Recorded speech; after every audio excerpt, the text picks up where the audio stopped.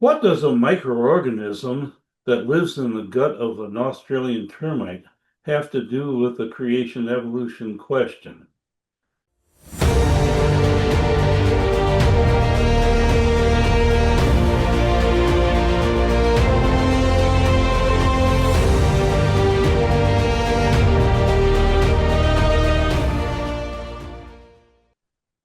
Welcome to Revolution Against Evolution. I'm your host, Doug Sharp. And your co-host Rich Gear here as well. Doug, I love this whole thing. And you say it's you as you were looking up, there wasn't a lot of stuff out there, but a drawing in your book that I did years ago is on the website or on a information site or No, no, whatever. it's part of the Google results. If Oh, you it's kind want of good. Wow.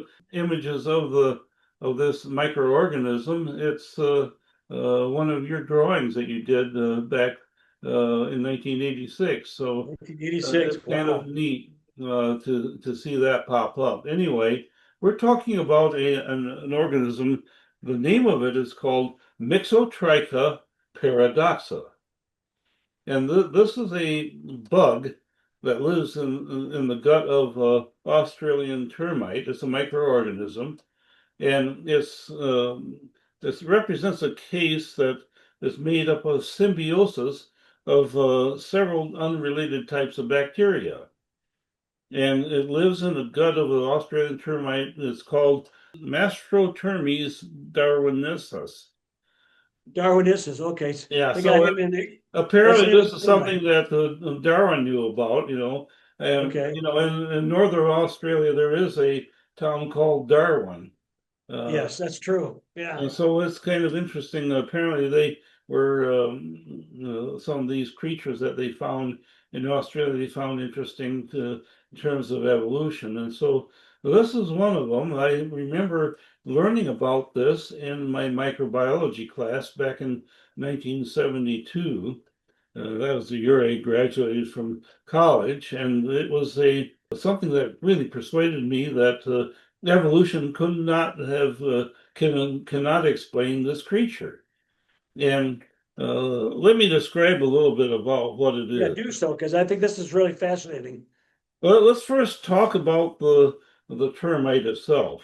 There's a article about it in Wikipedia that you can read, and this termite is a giant termite.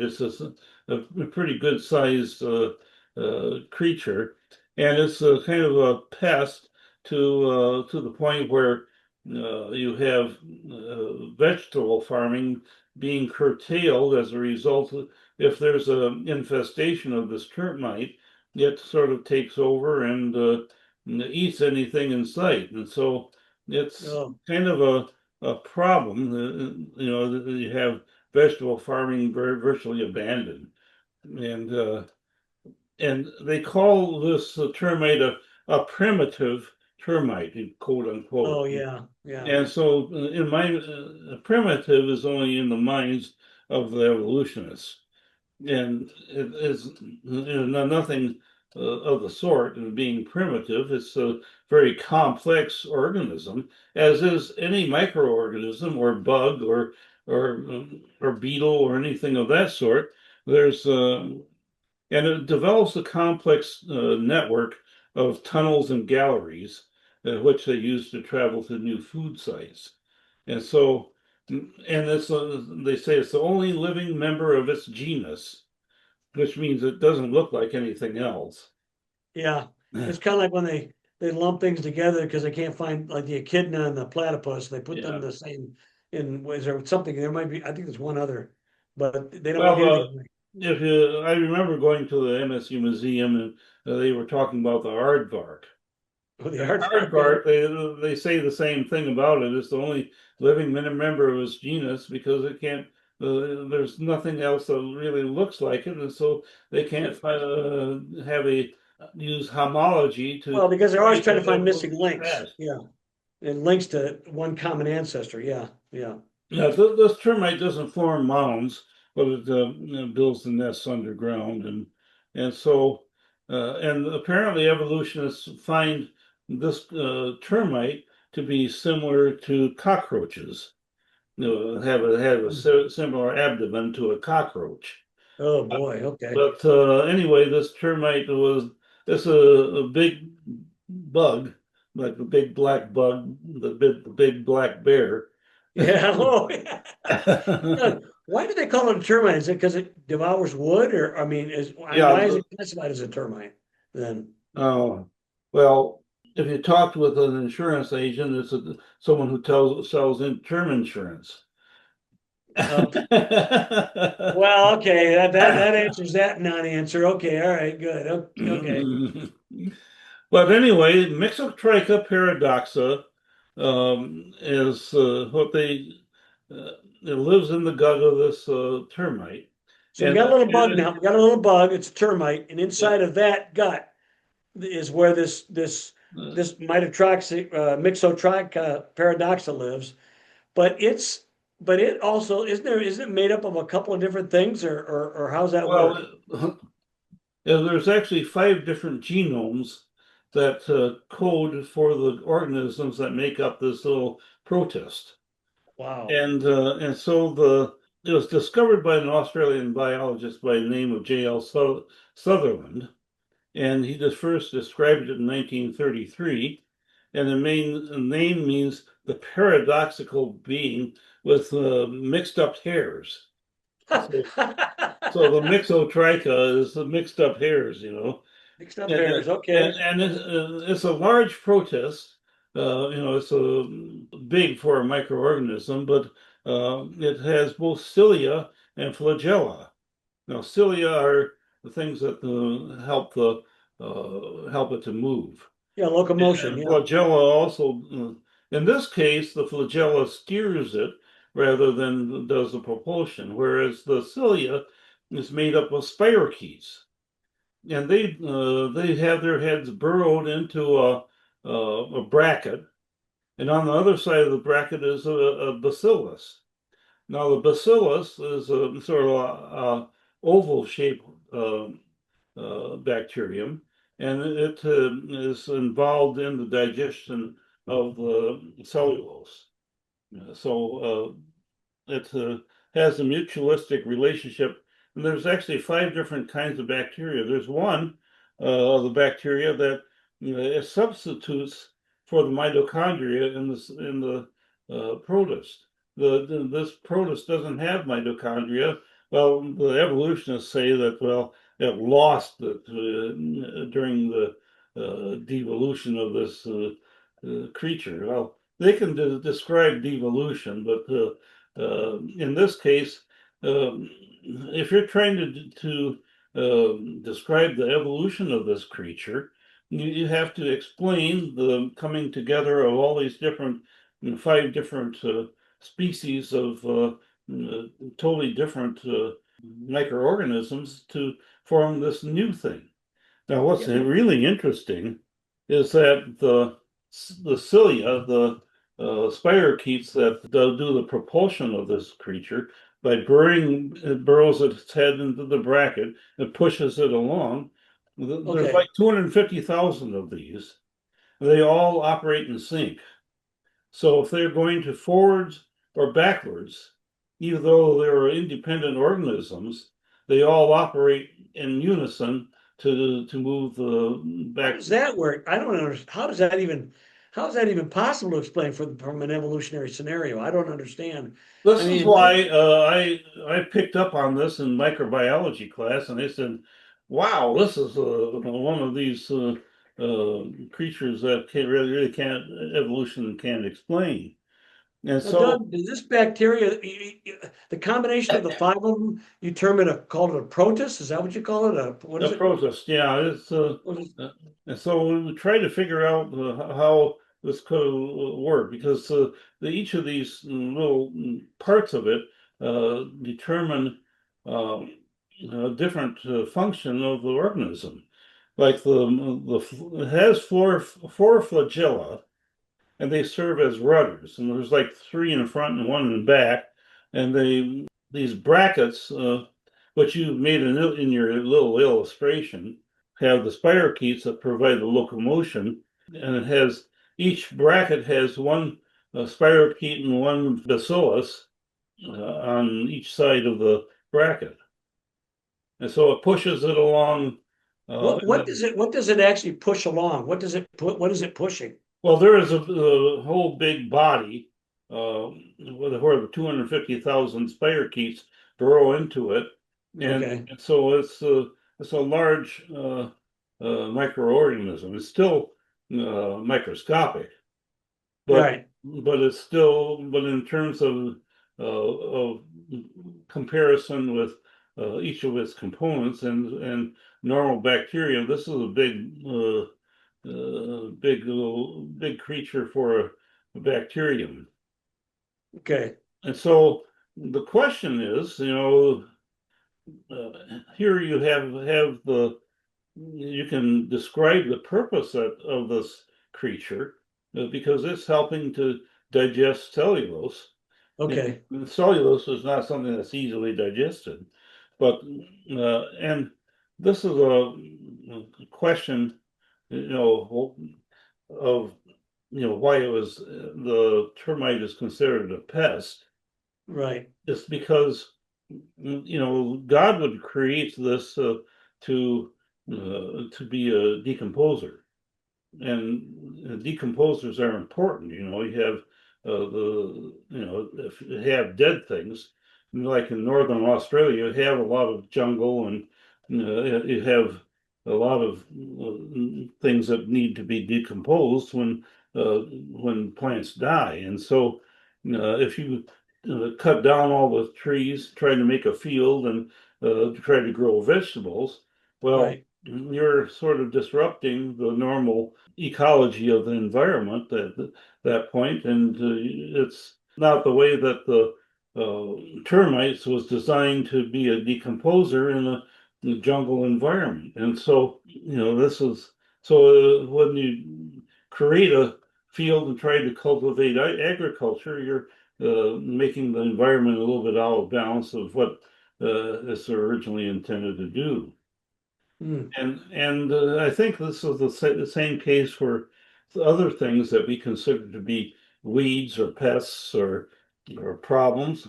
Is that Well, Doug, this also begs the question a little bit about, was this the original intent, or was this part of the fallen world that happened afterward? In other words, we talked about whether the second law of thermodynamics existed before the fall. We think it had to have, that there was but there was a continual restoration.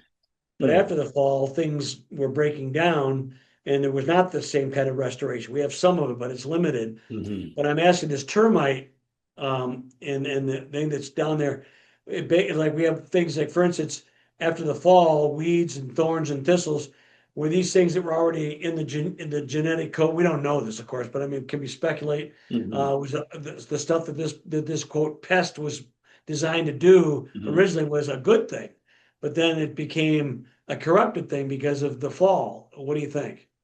There are some elements of that, but I think we have to try to figure out what the original intent of the environmental uh, ecology would have looked like without the fall. And Yeah, is that even possible? I mean, it's not really possible, but I think that everything in the original creation had a balance, and it had yeah, and in this case here, this is definitely a created creature. It's something that's very unusual in its creation. It's sort of like the duck-billed platypus of the microbiology world because of its you have all these different components that are like in the duck-billed platypus. You have a duck-like bill, a beaver-like tail, only furry, and you have doesn't he have something like a poison barb on him or something like yeah, that? they have a barb on the a venomous claw on his back Yeah, feet, and so lays eggs. lays eggs and it suckles its young, and it's kind of a patchwork of different. Yeah, Uh, Doug, didn't they, that duck-billed platypus, didn't they even think that was that they thought that they were trying to pull a hoax on him when they sent one back. They thought they had yeah. stitched them together and couldn't find the stitch. I know it's a real animal. It What was really discovered. amazes me though is that these spirochetes that provide the locomotion on this protist, they all operate in sync. What kind of ethereal mechanism caused them to work together in harmony like that? I know. It's sort of like watching a murmuration of starlings. Have you ever seen that?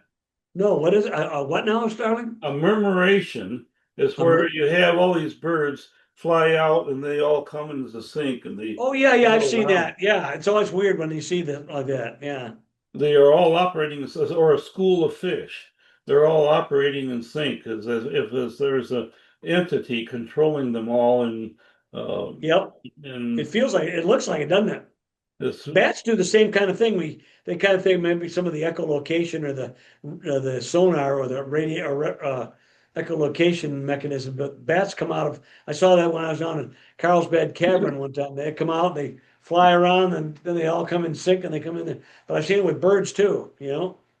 Yeah. Yeah, it's pretty amazing. It's and evolutionists are trying to explain this without God. They're not looking for God. When they're trying to explain things, they're looking for a naturalistic explanation. In fact, a natural supernatural explanation is excluded because they just are not even considering it as a possibility.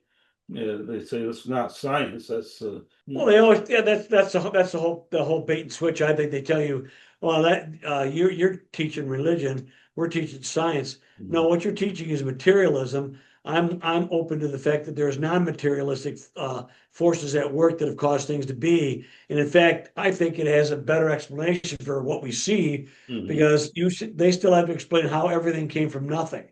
The Big Right. Bang does not really work, and how properties inherent in matter can continue to organize themselves, become self-replicating molecules, can advance from simple, I put that in quotation marks, to complex. Because if you're showing with this mixotroika is nothing is primitive, nothing is simple. This simple quote termite is a pretty complicated little bug, and inside of him is even more complicated or just as complicated things all put together. Five different substructures in a big superstructure. That's to me is incredible. You And you know, have five different genomes coding for five different kinds of bacteria that all come together in sync. You talk about protozoa. The protozoa means that this is a prototype of zoology.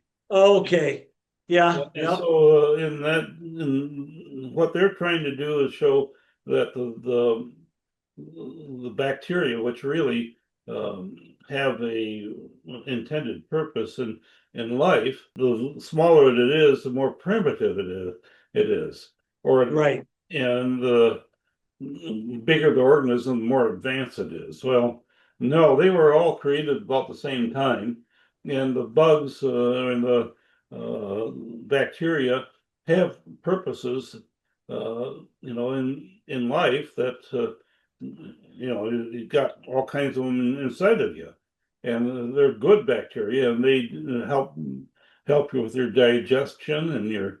Without them, we wouldn't have any kind of life. So, Well, Doug, there are organisms that, quote, are primitive or much simpler than humans, and they have more chromosomes than we do, more DNA, than we do. I mean, I get off the top of my head, you might remember, but there's some things that are more, they seem to be more, they have more information in them than we do. well, So, some fish and amphibians have like yeah, 25 times the DNA content that we do. And I think it's because the coding that you need for living underwater, apparently there's a lot of different things that these creatures sure. have to do that we don't have to do because we are able to inspire and breathe in oxygen, whereas they have to extract the oxygen out of the water. Out of water, yep. So a lot of these different questions that people ignore because what they want, they have on their Darwin glasses, and they're not looking for God or being able to admire God. I find it interesting. We've got the guys out in on the Artemis mission going around the moon. And all Yeah. they talk about is God. It's a kind of Isn't that interesting. something? I know. I listened to some of the transmissions today. I go, whoa, this is pretty amazing. Yeah. And I think it is time that we recognize that all these different paradigms that the atheists push to us when we're in college or in even as young as in elementary school, they uh, try to push the dinosaurs and the ape men on the kids and tell them, well, this is these are your ancestors, and this is where we all came from, and they do that in the museums and I think it's time that we expose this and say, well, this is false, and this is not something that makes any sense. Okay, but there's one guy who wrote a thing. I don't have enough faith to be an atheist. And I go, to me, the idea that we are religious and they are not Mhm. is a total lie, because they're more religious in their dogmatic and their dogmatism than even I think most Christians are, you know. Mhm. Um, they believe in things they haven't seen. They believe in things they're never going to see. They're believing in things that have never that cannot be duplicated, reproduced, or even proposed scenarios that can make it even happen. And I think this Mixotricha Paradoxa is, even at the most basic, quote, primitive levels, is so complicated you can't even I can't even imagine a scenario, Doug, where all these different sub-organisms get together in a bigger organism inside of another organism, and they're all in sync and they do things together. That to me is incredible. The thought of it, it just every time I think about it, it boggles the mind. At the most basic, simple, or smallest area, it's that complicated. I think those are the things that, even on the microbiological level, it makes it even less likely that something could ever happen in an evolutionary fashion from naturalistic causes, by random chance. It boggles the mind. You can't even, we as with all our brain power cannot even imagine scenarios how this Mixotroika paradox could even come to be. I Five can't. different genomes, okay? Five That's different four-dimensional computer codes that are totally different with different species of microorganisms. Yeah. And then you have to say, well, they came together to form this synchronetic relationship that one organism causes the locomotion, one produces energy instead of the mitochondria. Another one is a bacillus that digests the cellulose, and then they help termite to get energy from the digestion of the cellulose. And Wow. it's kind of a amazing problem that evolutionists have not solved. It's something I don't think I've seen any other creationists talk about this particular creature, um, except for me, and I remembered it from my biology class. And Right. there's, here's the thing of it is, you can apply these same principles to any part of your learning. You can sort of look for Darwinian language and Hmm. see where they're actually guessing at where things came from or speculating. But when they were actually describing the creature that they're looking at, and chemical processes that take place in them, and all the different cycles of non-equilibrium thermodynamics that cause the energy to be passed from something that's being eaten into life, and it just is a dynamic process. It is a whole lot different than the static chemistry you learn in the lab, where you just well, mix a couple of chemicals together and see what happens, Right. um, and you learn a little bit of how to extract out the results and separate them all out. And I remember the experiment I did when I was going in high school and college, and I actually had some professors at MSU excited about what I was doing because they thought that maybe I was creating life in the test tube. Well, I was Ah, trying to take an electrical spark and cause two amino acids to come together to form a polypeptide. Well, I had the experiment wrong, and because in order to create the peptide bond, you needed to water molecule to be removed from the place where the bonding takes place. Well, if I have it in solution in water, well, that defeats the purpose because I'm adding water, I'm not taking it away. And so, yeah. And Doug, that always is interesting because that's the one thing they all want to find in all these exoplanets or on Mars or all these, they're trying to find water. But the very thing that we need for life is the very thing that would prevent life from ever happening, isn't it? Isn't that it the is, way? yeah. Yeah, I mean, it destroys things unless you're already designed or able to process it to start with. Then it's life giving, but it is counterproductive for anything ever starting. It has to already be in. It has to be in place. Everything has to be in place. It's kind of like the old Darwin, the old was Darwin's black box book, where it said you have to have everything. Everything has to work or nothing works.